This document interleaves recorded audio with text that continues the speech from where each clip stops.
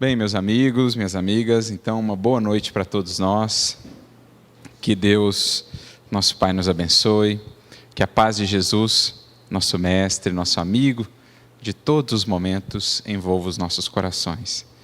É para mim uma imensa alegria poder retornar a essa casa, que nos recebe sempre com tanto carinho. Na pessoa do Domingos, nós agradecemos pelo convite que nos foi feito mais uma vez.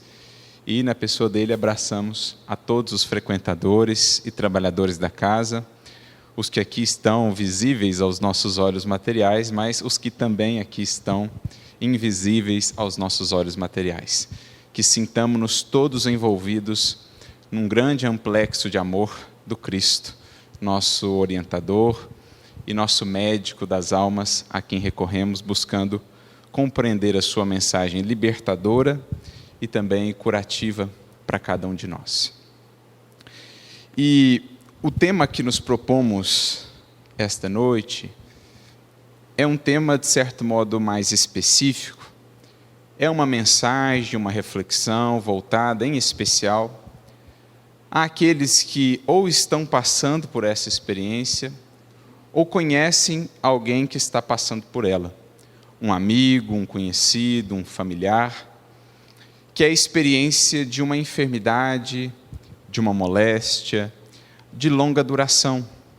Uma doença crônica, por exemplo, ou alguma enfermidade mais grave que leva o indivíduo a ficar acamado, ou que o leva a um longo processo ali de desafio, de prova, que por vezes acaba inclusive culminando com a desencarnação. Creio que cada um de nós ou já passou, ou conhece alguém que passou, ou está passando por algo similar, como mencionamos, um familiar, um amigo, ou mesmo um conhecido. E por vezes, mesmo com o conhecimento da doutrina espírita, indagamos-nos do porquê disso.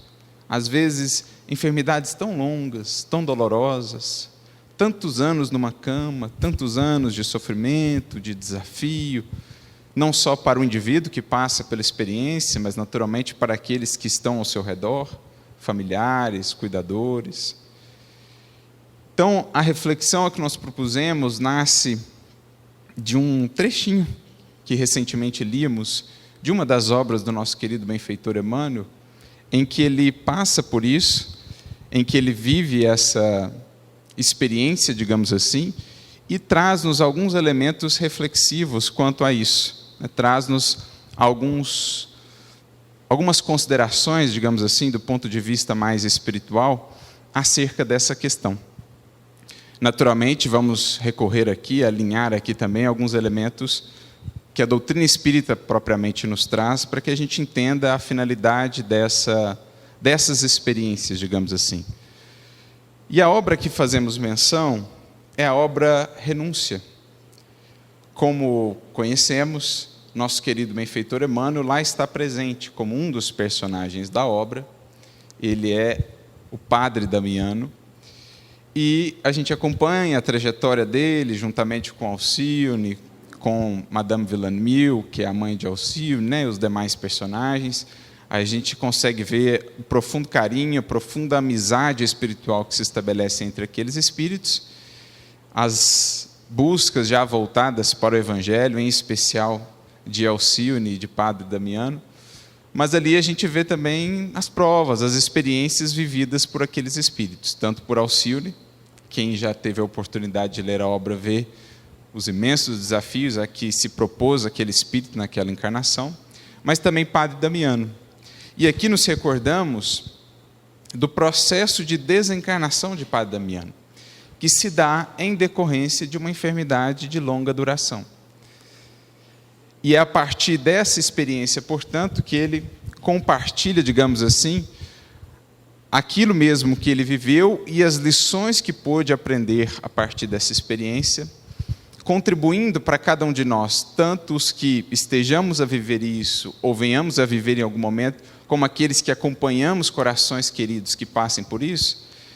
Essas reflexões chegam como um bálsamo que nos esclarece, que nos explica os porquês, que ajuda-nos a entender essa que é uma das feições da lei divina, talvez aquela mais difícil de ser compreendida, que é a feição da lei de destruição. Quando nós vamos ao Livro dos Espíritos, na questão 728 em diante, Kardec e os benfeitores vão tratar dessa lei, que, mais uma vez frisando, é apenas uma das feições, uma das faces, digamos assim, da lei divina como um todo, da lei natural. E ao perguntar para eles se a lei de destruição fazia parte da lei natural, os espíritos então respondem a Kardec que sim, mas eles renovam o nosso olhar acerca daquilo que é a destruição, que por vezes nos impacta tanto quando vista somente do ponto de vista físico ou material. Quando vemos alguém ter o seu corpo ali deteriorado, consumido por uma enfermidade, claro, isso nos impacta. Se fixamos-nos apenas no que os olhos materiais podem ver, parece não haver sentido, parece não haver um porquê, mas desdobrando a visão espiritual mais além, a gente vai entendendo as finalidades, inclusive dessa lei de destruição, seja ela no âmbito mais individual, seja ela no âmbito mais coletivo, como o que nós agora vivemos enquanto humanidade, em meio a uma pandemia. Tudo vai ter o seu porquê dentro do programa, dos panoramas da lei divina. E ao definir, então, a destruição, os Espíritos dizem assim: o que vós chamais de destruição, nada mais é do que uma transformação, que visa o melhoramento, a renovação e o melhoramento dos seres, ou de todas as coisas. É preciso que no plano da matéria, que é pela própria natureza tão mutável, tão passageira, é preciso que tudo se destrua para se renovar, para se transformar, visando sempre o aperfeiçoamento das coisas, da própria matéria em si, como também dos seres, dos espíritos de que nos servimos da matéria para podermos evoluir. Então, assim eles definem destruição. A destruição, por exemplo, do corpo físico, ocasionada por uma enfermidade, até ela está dentro de um programa da lei divina, porque o espírito imortal há de seguir, com as lições da experiência que foi vivida. Se a vive numa postura mais condizente com a lei divina, numa postura de aceitação, numa postura de humildade. Então a gente vai tentar penetrar um pouco desses meandros, das finalidades dessas experiências, bem como da maneira, do meio mais adequado de vivenciá-las. Tanto aquele que é diretamente afetado, ou que está diretamente envolvido na experiência, como aqueles que estão diretamente envolvidos por serem corações próximos à pessoa que passa por isso. Então, no livro Renúncia, nós temos um momento que está relatado no capítulo de número 3, da segunda parte da obra, em que encontramos um diálogo entre Padre Damiano, a essa altura já às vésperas da desencarnação, e Alcione Villamil, que era aquele espírito que vinha à Terra em missão de auxílio a outros espíritos. E ali eles estão falando sobre a questão da enfermidade dele, que já vinha há um longo tempo, minando as suas forças, e em determinado momento ele volta-se para Alcione e traz essas reflexões que abrem para nós uma nova compreensão, que mostram de fato o coração resignado, humilde, que não se restringe só ao incômodo, à dor mais imediata da experiência vivida, mas que consegue já projetar o pensamento e principalmente o coração além, vendo como que, por vezes, os corretivos divinos em nossas vidas se manifestam de maneiras assim não tão comuns, com as quais talvez não estejamos ainda tão acostumados. Ontem mesmo, no estudo que fazemos do livro Pão Nosso, nós analisávamos o capítulo de número 88, intitulado Correções, em que Emmanuel comenta um trecho da carta de Paulo aos Hebreus, capítulo 12, em que Paulo fala das correções de Deus em nosso caminho. E nesse capítulo 12 é interessante que ele traz uma compreensão dessas correções, explicando-nos que, na maioria das vezes, elas se manifestam em nosso caminho, num primeiro momento, não como algo agradável, não como algo assim que traga contentamento, que traga felicidade. As correções divinas, os alertas divinos da lei em nossa caminhada, geralmente, num primeiro momento, manifestam-se de maneira incômoda, como um aguilhão, como um espinho, como algo que nos tira do lugar, como algo que nos desacomoda, que realmente impele-nos tanto a pensar, a mudar, a fazer as coisas ou adotar posturas diferentes das quais estávamos adotando até ali. Mas, ele acrescenta, aos que se deixam, aos que se permitem ser exercitados por essas correções, depois, ou no transcurso do tempo, elas produzem frutos de justiça, de paz, de misericórdia. Em outras palavras, aos que sabem suportar, aos que desenvolvem resiliência, aceitação, humildade para acolher a correção, esses corações que são trabalhados saem da experiência muito mais ricos, espiritualmente falando, renovados, porque não se detiveram apenas na primeira página, aquela página talvez não tão bela assim, mas conseguiram ir para o verso da página, onde encontraram então a beleza educativa e transformadora da dor, da enfermidade, muitas vezes em nosso caminho. Então lá ele fala dessas correções e é de certo modo o que Emmanuel, no caso Padre Damiano, vai trazer aqui na reflexão para a Alcione, né? Quando eles estão conversando a respeito dessa enfermidade dele. Ele diz assim, a moléstia incurável, no caso ele está falando com a mãe da Alcione, né? A Madalena Villamil, é um esquadouro bendito de nossas imperfeições. A moléstia incurável é um esquadouro bendito de nossas imperfeições. Quantos de nós estaremos já habilitados a ter esse olhar? Seja ela em nós, seja ela no coração querido. Não que seja um problema, por vezes, sentir aquele desânimo, sentir aquela angústia, deixar com que as nossas faces sejam visitadas pelas lágrimas. Não há problema nisso. A questão é não deixar essas lágrimas converterem-se no corrosivo, no ácido que nos consome, que nos corrói por dentro, no ácido da revolta, do desespero, da blasfêmia. Agora, o coração já forjado nas lutas e mais trabalhado na humildade, ele consegue ver o processo em que está inserido e o que aquela experiência está fazendo dentro dele, ou nele próprio, enquanto espírito. Então, assim, Padre Damiano enxergava aquela longa moléstia com a qual vinha convivendo, como um esquadouro bendito de suas imperfeições. Porque aprendemos com a doutrina, assim funciona o nosso corpo. Essa máquina divina, esse bendito recurso que o Criador nos oferta por um prazo de tempo limitado, ele tanto nos dá a oportunidade de aqui estarmos, convivermos com espíritos nas mais diversas condições, trabalharmos, aprendermos, mas ele atua também como uma espécie de filtro, ensina-nos o Espiritismo, como uma espécie de mata-borrão, como uma esponja que vai, digamos, absorvendo todos os desajustes que nós fomos construindo no tecido mais sutil do corpo perispiritual, que ali ficaram gravados à medida em que, ao longo de encarnações anteriores, ou mesmo nessa, nós fomos escolhendo caminhos equivocados, de excesso, de desequilíbrio, cultivando emoções perturbadoras, pensamentos infelizes. Tudo isso, de certo modo, vai saturando, vai marcando o nosso corpo perispiritual. E mais cedo ou mais tarde, na presente existência ou em outras, atua o corpo como essa esponja que então recolhe para si essas desarmonias, funcionando como um bendito escoadouro para o espírito. Ao contato do barro terrestre, vamos sendo curados, digamos assim.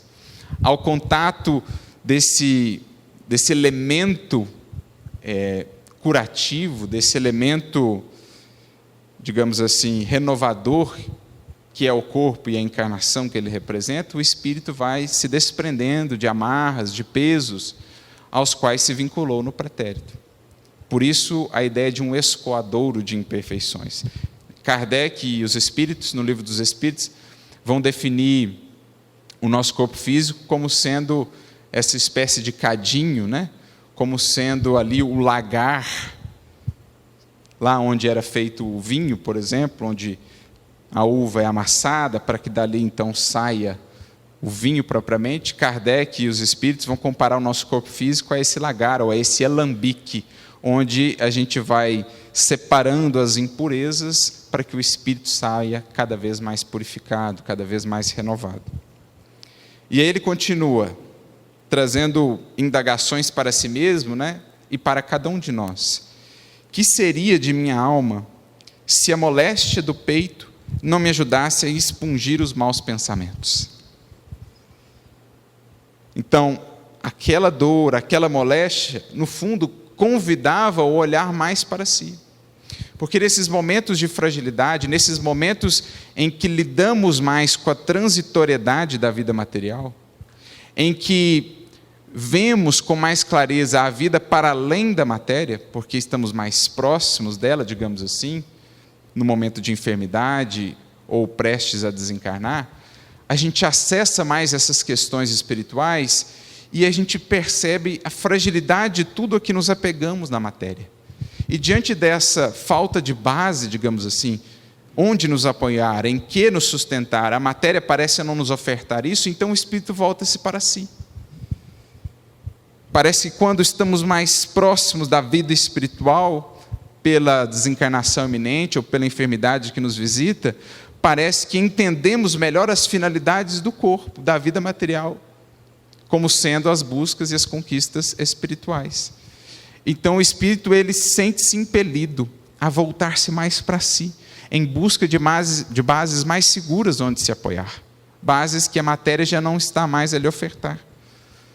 Ele não consegue mais toda a segurança no corpo, no que é material, então volta-se para o espírito que é, e então analisa-se, conhece-se, percebe e vai fazendo as conexões que muito do que vive agora no corpo é decorrência de longos e antigos processos de descuidado com o espírito, que agora se manifestam no corpo. Vai entendendo talvez que a presente enfermidade não é propriamente uma expiação, mas antes uma prova, que ele mesmo solicitou no mundo espiritual, e então no contato com os benfeitores espirituais, especialmente no sono, vai ele se relembrando do compromisso assumido, como vemos tantas vezes nas obras de André Luiz. Os espíritos amparando os encarnados, relembrando-lhes das provas solicitadas, do porquê daquelas experiências. Então o espírito, voltando-se mais para si, para as questões mais transcendentes, ele consegue entender melhor a finalidade daquilo. Mas isso só se ele não se revolta. Só se ele não entra num estado de desespero, porque então é como se ele toldasse a sua visão. É como se ele criasse toda uma atmosfera, uma psicosfera sombria ao redor de si que o impedem de ver o que de fato está ocorrendo, até mesmo de perceber o auxílio espiritual. Quem coloca-se humildemente perante a experiência, abre-se à intuição, à inspiração, ao recurso do alto. Quem se fecha na revolta, na raiva ou no desespero, fecha-se e complica-se ainda mais no caminho. Então, o que seria de minha alma não fosse essa moléstia do peito, ajudando a expungir os maus pensamentos? Aqui nos recordamos do próprio Chico, né? Divaldo também, que de certo modo faziam até uma brincadeira, assim, ou lidavam de maneira bem humorada com as enfermidades de longo curso que vêm, ou que os acompanharam ao longo da encarnação. No caso do Chico, Divaldo ainda está aí, enfermidades de longo curso que acompanham esses tarefeiros. O Chico, certa feita, inclusive, brincava com o Divaldo, né, quando este o visitava, dizendo que: Divaldo, eu soube que você se casou. E o Divaldo, muito surpreso, né? Que eu saiba, não, Chico. Não, sim, mas eu soube, né, que você se casou. E aí o Divaldo começa a ficar em conflito, né, porque o Chico está dizendo que ele se casou, ele, pelo menos do que se lembrava, dizia, eu achava que não, mas o Chico era o Chico, né?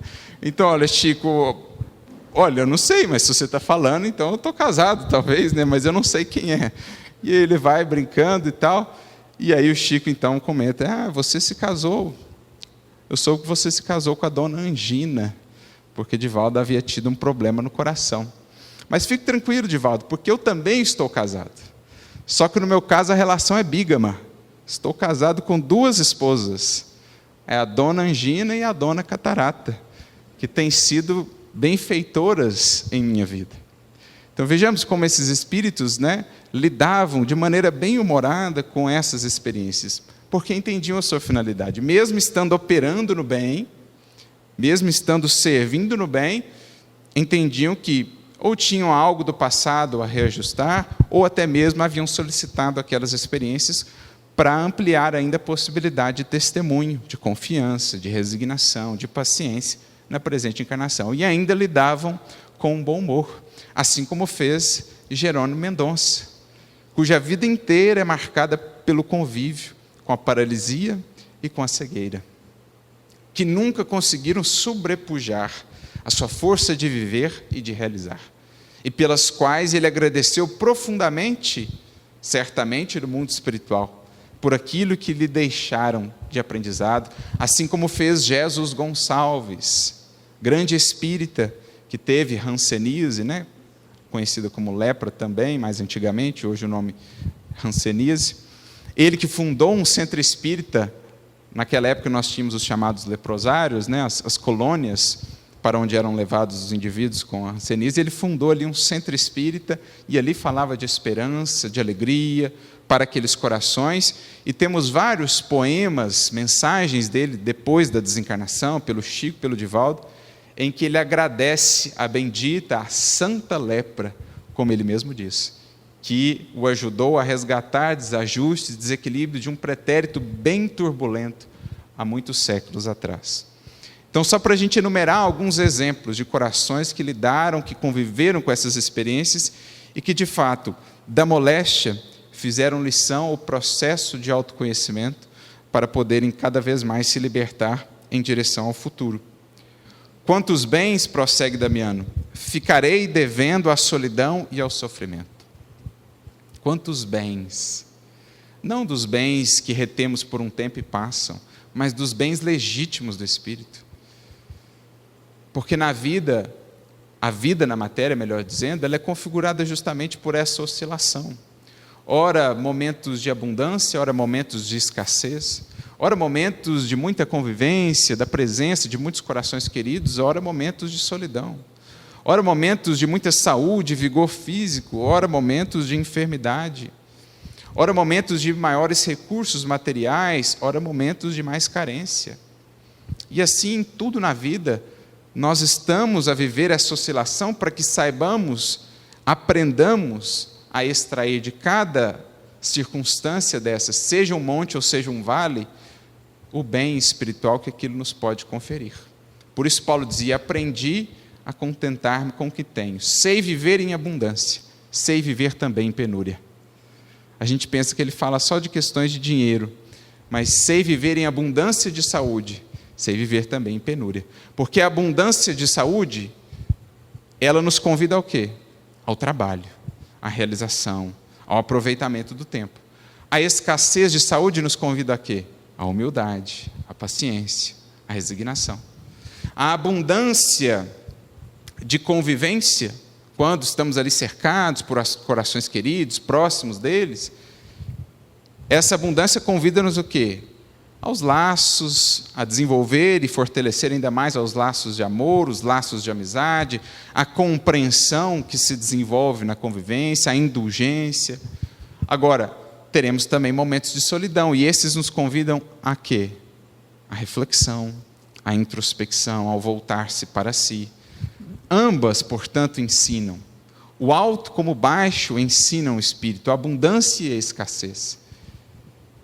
Devemos os bens efetivos de que somos portadores, justamente a essa impermanência da vida material que ajuda-nos a conquistar aquilo que é permanente na vida espiritual. O Senhor que nos deu, a solidão e o sofrimento, lhes conhece o inestimável valor. Jesus sabe o valor que essa experiência difícil terá para um discípulo seu. E porque o compromisso dele é com a nossa felicidade real e duradoura, e não simplesmente com a comodidade ou aquilo que é agradável de maneira muito efêmera, é que Jesus nos propicia essas experiências. Permite-nos vivê-las, mesmo que a priori não as compreendamos. É isso que ele quis dizer a Pedro: Pedro, eu te levarei aonde não queiras ir. Porque onde não queríamos ou desejaríamos estar é muitas vezes onde está o que mais precisamos. E é até lá que Jesus nos leva, porque Ele sabe do valor daquela experiência difícil para aquele espírito. Ele sabia Ele sabia o que as angústias todas que Saulo viveu antes da sua conversão fariam nele. A partida de Abigail, as decepções e tudo mais, aquilo foi preparando aquele coração, aquela dor, aquela angústia. Ele sabia todas as lutas da casa do caminho, o que fariam no coração de Simão Pedro. Impaciente, intransigente, todas aquelas dificuldades foram moldando aquele coração. Se perguntasse para Simão a princípio se ele desejaria estar lá, certamente diria que não. Mas se perguntassem depois, com certeza ele diria que sim. E agradeceria por tudo que foi vivido. Assim, tantos e tantos espíritos que do mundo espiritual tornam-nos a dizer, ou vêm, voltam até nós para nos dizer: bendito seja cada momento de luta, cada momento de dificuldade, cada momento de dor. Porque hoje representam para mim a chave libertadora de antigos desajustes, culpas, das quais agora posso me libertar para seguir mais livre em direção ao futuro. Isso me faz lembrar o capítulo 11, Sermão da Montanha, ou do Monte, do livro Boa Nova, em que, falando dos bem-aventurados, aos quais se dirigiam as bem-aventuranças, Humberto de Campos vai dizer, na verdade Jesus, por meio de Humberto de Campos, que as enfermidades, as dificuldades, as dores, na verdade são luzes que Deus acende na noite de nossa ignorância, na noite de nossas ilusões, a fim de que despertemos para a vida tal qual ela é. E os bem-aventurados, dirá o Mestre nessa mensagem, são exatamente aqueles que, já desencantados com as vitórias e os triunfos fáceis e ilusórios do mundo, voltam-se para as vitórias e triunfos do Espírito. Então, por isso que ele diz que o Senhor conhece o inestimável valor da solidão, mesmo do sofrimento, para aquele coração. Eu, que não chorava há muitos anos, alcancei novamente o benefício das lágrimas. Então ele, Padre Damiano, que pelos movimentos da vida, pela rotina, às vezes a gente vai se endurecendo na marcha, A gente vai ficando tão mecanizado nos processos, a gente vai ficando tão atarefado, tão envolvido com as demandas materiais, que parece que a gente vai construindo uma casca assim sobre o coração. A gente vai ficando mais indiferente, a gente vai ficando menos sensível, a gente vai ficando menos atento aos detalhes mais sutis da vida, às belezas ocultas com que Deus nos visita, ou por meio das quais Deus nos fala. A gente vai ficando meio cego, a gente vai ficando meio surdo, espiritualmente falando, para essas coisas. A gente vai ficando insensível para as sutilezas de Deus. Porque Deus manifesta-se, sobretudo, sutilmente. Dizia um grande poeta indiano, Tagore, que não é propriamente o trovão a rebombar no firmamento que nos fala de Deus, mas antes a brisa suave. Fala-nos mais de Deus. E às vezes não percebemos, por conta desses movimentos da vida. E aqui Damiano relata que há muito tempo ele não conseguia chorar, envolto em tantas preocupações, em tantas coisas. Ali ele teve aquele choro, digamos assim, purificador, não aquele choro de revolta que nos põe para baixo. Como diz Paulo, ele define dois tipos de tristeza: tristeza segundo Deus, que opera a renovação, e a tristeza segundo o mundo, que gera a morte, isto é, a estagnação. Então, não aquele choro da tristeza segundo o mundo que nos deixa ali entravados, revoltados, estagnados. Não, a tristeza segundo Deus, daquela que a gente vai lá no fundo e as lágrimas parecem brotar do mais íntimo do coração, como mesmo uma fonte, um manancial que foi descoberto, que voltou a jorrar, que há muito não jorrava, e levam consigo essas lágrimas, carregam consigo dores, angústias, remorsos, sentimentos infelizes. São lágrimas purificadoras, são lágrimas que clareiam-nos o olhar.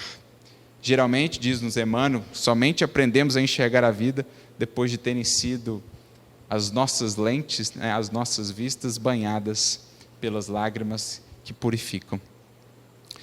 Então ele diz isso, que havia voltado depois de muito a chorar. E aí conclui, de maneira muito bela, né? Muitas vezes ensinei do púlpito, porque ele era sacerdote, fazia as homilias, as missas e tudo mais. Então, muitas vezes ensinei do púlpito, mas o leito me reservava lições muito maiores que as dos livros. O leito me reservava lições muito maiores que as dos livros, porque é experiência in loco, é experiência direta, é vida de fato. Ao passo que muitas vezes, no universo dos livros, ficamos presos dentro dos castelos teóricos, dentro das imaginações, das elucubrações, até projetando virtudes e qualidades das quais ainda estamos muito distantes, mas que já julgamos ter na simples teoria. Mas o leito é também bendita escola para o espírito, e é às vezes um banco de lições, né? É uma cadeira escolar mais valiosa do que as cadeiras das maiores escolas filosóficas que a humanidade já viu e já teve. Aqui a gente entende mais ou menos o sentido daquela fórmula de que Jesus se serve mais de uma vez no Evangelho.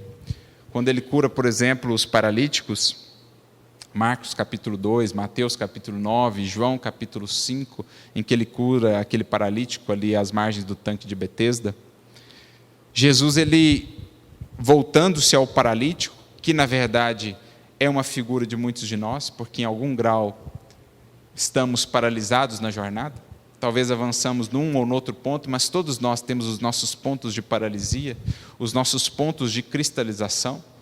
Jesus volta-se para os paralíticos, então, para nós todos, e diz: levanta, toma o teu catre, ou o teu leito, a depender da tradução, e anda.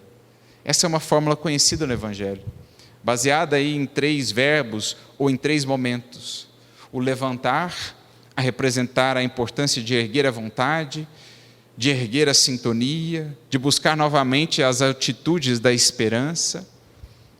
Esse é o movimento inicial de todo ser que quer, que anseia por renovação e por cura, o querer, o erguer-se no plano da vontade.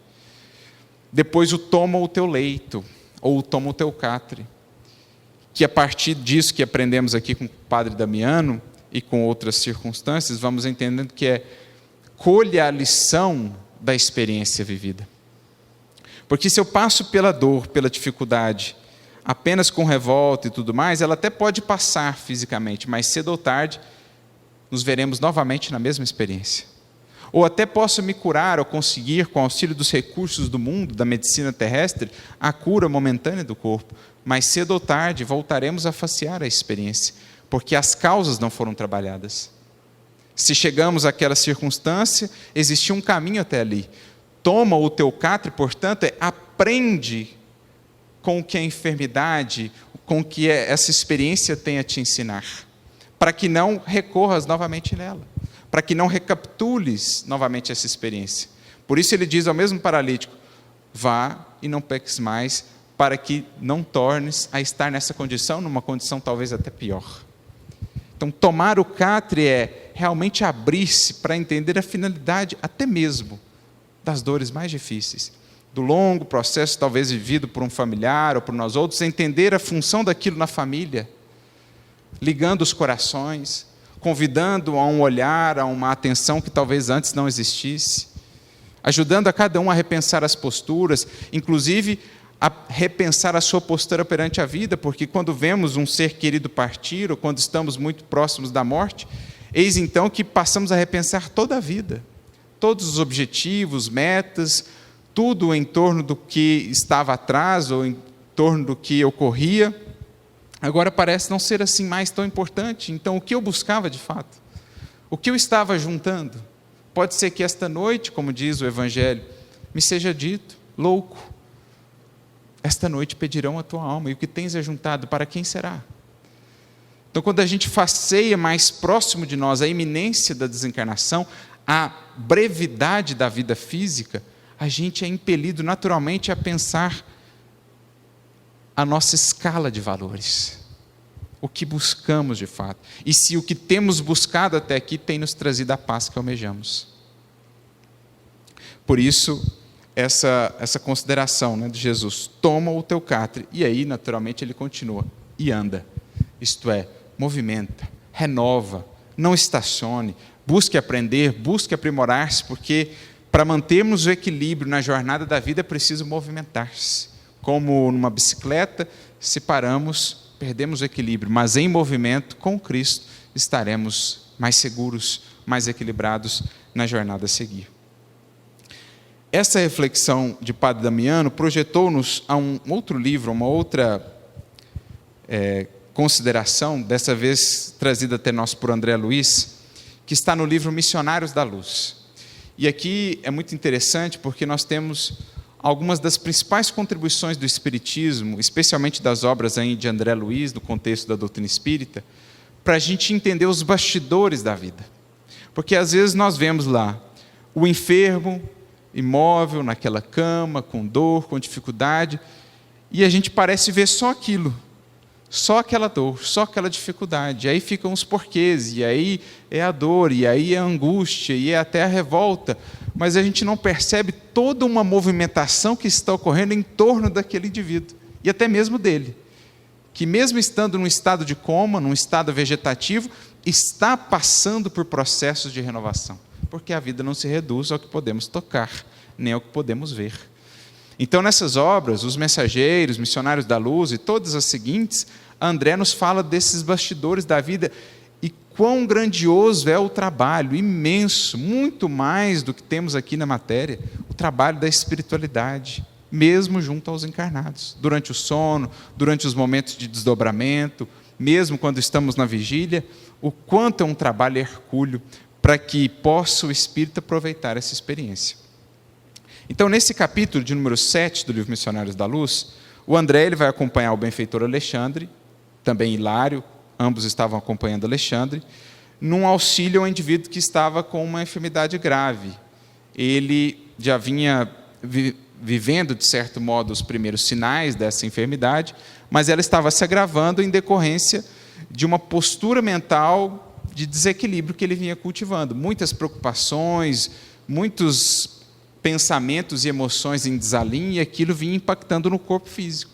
Então ele estava prestes a desencarnar. E Alexandre é buscado pela mãe daquele indivíduo que estava desencarnada, vem em seu auxílio, ou rogando auxílio a Alexandre, para que pudessem auxiliar o espírito, porque ele ainda tinha coisas a resolver na matéria. Ele precisava, digamos assim, de um sobretempo, um pouco mais de tempo para resolver algumas coisas e então poder desencarnar dentro do programa que estava estabelecido para ele. Então ele tinha ali uma trombose grave que culminaria numa apoplexia, e Alexandre percebe a gravidade, eles correm, vão fazer ali todo um tratamento complexo com ele, é interessante para quem gosta mais dessa área da saúde e tudo mais, recorre inclusive ao auxílio, à atuação de um encarnado que estava em desdobramento e que aplica passes no indivíduo para que ele pudesse contar com fluidos mais próximos dos dele, que também estava encarnado. E aí, depois de todo esse trabalho, recorrendo também a um outro grupo de servidores, né, que estava ali, eles vão ter um diálogo interessante com esse grupo de servidores, que era coordenado por um espírito chamado Irmão Francisco. E esse grupo ele tinha uma finalidade específica. Ele se dedicava ao auxílio a enfermos graves e a moribundos, ou seja, aqueles que estavam prestes a desencarnar. E há uma fala de Irmão Francisco que é muito interessante a respeito disso. Quando ele está conversando com André Luiz, ele fala assim: raramente os companheiros encarnados, quando em excelentes condições de saúde física, podem compreender as aflições dos enfermos em posição desesperadora ou dos moribundos prestes a partir. Então, dificilmente, quando em estado de saúde física, a gente consegue entender todo o alcance daquela experiência. Nós outros, porém, no quadro de realidades mais fortes, né, isto é, do mundo espiritual, sabemos que muitas vezes é possível efetuar realizações deveras sublimes de natureza espiritual em poucos dias, nessas circunstâncias, depois de largos anos de atividades inúteis. Olha a importância disso. às vezes a espiritualidade vem uma encarnação inteira trabalhando com o indivíduo, ou várias encarnações, sem que ele desperte, sem que ele predisponha-se a um determinado trabalho íntimo, a uma determinada renovação. E aí, o que não foi possível em anos e anos de um trabalho incansável da espiritualidade, porque o indivíduo estava distraído, voltado para as questões da matéria, absorvido por isso, em alguns anos, talvez, de enfermidade, ele dá grandes passos na senda de renovação. Porque faceando a desencarnação, faceando a brevidade da vida, ele tem como que um despertar. E então consegue analisar melhor as suas necessidades essenciais. Então, o irmão Francisco está destacando o porquê disso. E como em alguns poucos anos, talvez, de uma enfermidade de longo curso ali, ou de dificuldade maior, que às vezes até culmina na desencarnação, eles conseguem efetuar grandes transformações. Por isso o Espiritismo vai falar no sentido de evitarmos a qualquer custo a eutanásia, porque às vezes aqueles momentos derradeiros serão imensamente importantes para o espírito, até no processo de desvinculação do corpo, que vai ser mais suave depois, porque ao longo de tudo isso que foi vivido, ele já foi desfazendo os laços, e então, ao desencarnar propriamente, ele consegue se desvincular mais facilmente do corpo físico. No leito da morte, as criaturas são mais humanas e mais doces. Dir-se-ia que a moléstia intransigente enfraquece os instintos mais baixos, atenua as labaredas mais vivas das paixões inferiores, desanimaliza a alma, abrindo-lhe em torno interstícios abençoados por onde penetra infinita luz. Olha isso, quanta coisa está operando-se ali onde vemos só dor, onde vemos só desespero. No fundo, um processo profundo de trabalho até da misericórdia divina, de trabalho da espiritualidade, ajudando aquele espírito a desanimalizar-se um pouco, desmaterializar-se um pouco, sair daquele incêndio interno das paixões, para enfim conectar-se ao mais alto e aos chamamentos da lei. Eu me lembro de um outro caso muito interessante, no livro Ação e Reação, do André Luiz. O capítulo chama-se Débito Estacionário, em que o André visita, junto com o benfeitor lá, se não me engano, o Sanzio ou o Silas, que são os benfeitores do livro Ação e Reação.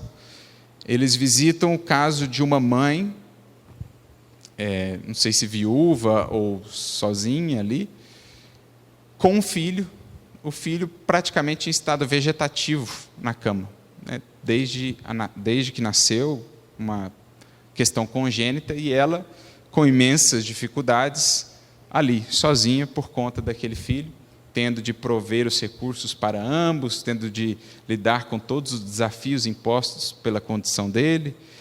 E aí a gente olha esse quadro de fora e fala, mas onde a misericórdia divina aqui, Essa mãe em condição tão difícil, ainda mais com a criança nessa condição também. E aí o André vai adentrar os meandros espirituais. E ele percebe, ele entra na faixa mental do ser que estava ali, porque fisicamente ele não comunicava-se, ele não conseguia interagir com as pessoas ao seu redor. Mas o espírito ali está, o espírito pensa, o espírito sente. E André entra na faixa mental e vê muitas cenas de assassinatos, muito sangue, enfim. Era aquele espírito um antigo tirano, um senhor feudal que havia prejudicado a muitas e muitas vidas em busca dos recursos materiais, das suas ambições, da cobiça, etc. Então ele havia semeado muitas lágrimas, muito sangue em sua trajetória espiritual. Até o André pensa consigo, por que barão? Ele chama ele de barão, que era o cargo, o título que ele tinha antes. Por que tanto sangue, tantas lágrimas semeadas em seus caminhos? E aí o espírito percebe e responde, porque eu queria alcançar os meus objetivos. Os fracos não me importavam. Eu queria alcançar os meus objetivos. E para tanto não medi esforços. Não tive escrúpulos, digamos assim. E aí o benfeitor vai explicando. Vemos o caso daquela criança numa condição aparentemente tão triste, tão lamentável, claro, sem generalizações, mas vemos ali, na verdade, uma bênção da misericórdia divina que colocava aquele espírito num corpo daquela maneira, com uma espécie de trabalho intensivo de reflexão consigo. Porque se ele tivesse mobilidade, talvez estaria repetindo o que fazia no pretérito, mas ali, recluso dentro daquele corpo, ele era impelido a estar consigo, a repensar caminhos, a sofrer as próprias consequências dos pensamentos perturbadores, dos sentimentos viciosos que ainda cultivava.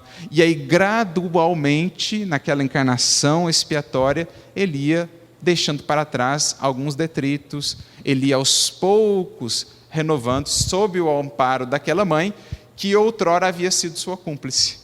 Quando ele era lá o barão, havia sido ela sua cúmplice, e agora resgatava, tendo por tarefa amparar aquele espírito naquela condição.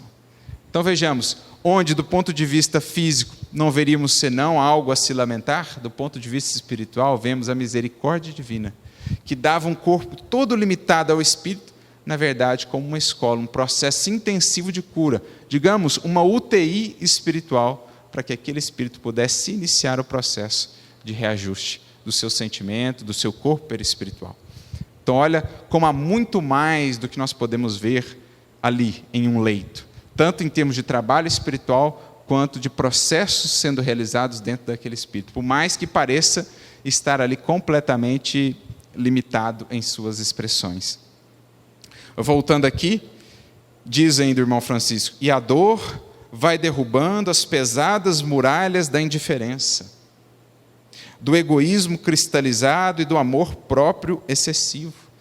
Então essa dor ela vai quebrando as muralhas difíceis, né? As muralhas rígidas que construímos ao longo dos séculos para o amor de Deus, distanciando-nos da presença divina. A dor ela vai como um ariete, vai batendo nessas portas, vai batendo nessas paredes, até que venham então mais cedo ou mais tarde a ruir. Então é possível o grande entendimento. Lições admiráveis felicitam a criatura que, palidamente embora, percebe a grandeza da herança divina.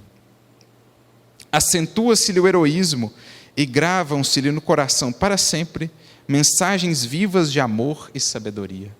Então seu coração se torna mais impressionável, torna-se agora apto a receber essa gravação, digamos assim, esses registros de lições que na saúde ela não teria, nas condições de facilidade ela não teria, mas ali gravam-se indelevelmente em sua alma e em seu coração. Na noite espessa da agonia, começa a brilhar a aurora da vida eterna. E os seus clarões indistintos, e aos seus clarões indistintos, nossos princípios são facilmente aceitos. A sensibilidade demonstra sublimes características e a luz imortal lança fontes de infinito poder nos recessos do Espírito. Por isso, acrescenta ele, muitas vezes veremos doentes graves a demonstrar uma certa paciência inesperada, uma certa resignação. Por quê? Já estão acessando outras dimensões, já estão mais sensibilizados. Aquilo a que tanto valorizavam antes, agora já não é mais tão importante, porque voltam-se para algo que é mais perene, para algo que é mais duradouro.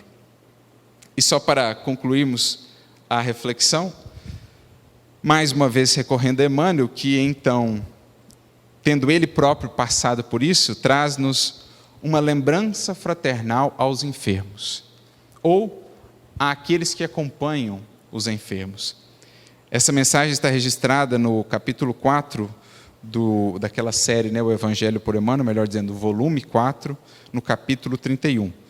Também está na revista Reformador, de setembro de 1941, em que Emmanuel diz assim: queres o restabelecimento da saúde do corpo, seja sua ou seja do ente querido, e isso é justo. Mas atende ao que te lembra um amigo que já se vestiu de vários corpos e compreendeu, depois de longas lutas, a necessidade da saúde espiritual. Então ele traz ali a própria experiência, como a dizer, eu já vesti também vários corpos. E chegou um momento na trajetória que eu percebi a proeminência, né? O quão mais importante é a saúde espiritual para além simplesmente da saúde física do corpo. A tarefa humana já representa por si uma oportunidade de reerguimento aos espíritos enfermos. Lembra-te, pois, de que tua alma está doente e precisa curar-se sob os cuidados de Jesus, o nosso grande médico. Mais adiante ele continua: é muito importante combater as moléstias do corpo, mas ninguém conseguirá eliminar efeitos quando as causas permanecem. Usa os remédios humanos, todavia inclina-te para Jesus e renova-te espiritualmente nas lições de seu amor. Mais adiante ainda ele continua: os estados mórbidos são reflexos resultantes de nossas vibrações mais íntimas. Não trates as doenças com pavor e desequilíbrio das emoções. Cada uma tem uma linguagem silenciosa e se faz acompanhar de finalidades especiais. Cada uma tem uma linguagem silenciosa e se faz acompanhar de finalidades especiais. Não nos esqueçamos disso. Quando os quadros se fizerem os mais difíceis, não nos esqueçamos disso. Porque ele prossegue ainda mais adiante. No capítulo das enfermidades que buscam a criatura, necessitamos considerar que cada uma tem a sua função justa e definida. As moléstias dificilmente curáveis, como a tuberculose, a lepra, a cegueira, a paralisia, a loucura, o câncer, são escoadouros das imperfeições. A epidemia é uma provação coletiva, sem que esta afirmativa, no entanto, dispense o homem do esforço para o saneamento e higiene de sua habitação. É uma provação coletiva que pede de nós o trabalho conjunto, por isso nos mobilizamos em várias nações e tudo mais, em busca da vacina, em busca dos recursos para poder lidar com ela, mas é também um convite, um despertamento coletivo, para que toda a humanidade, de repente, se visse chamada a refletir sobre a brevidade da vida e sobre o que buscava de fato. Há dores íntimas, ocultas ao público, que são aguilhões salvadores para a existência inteira.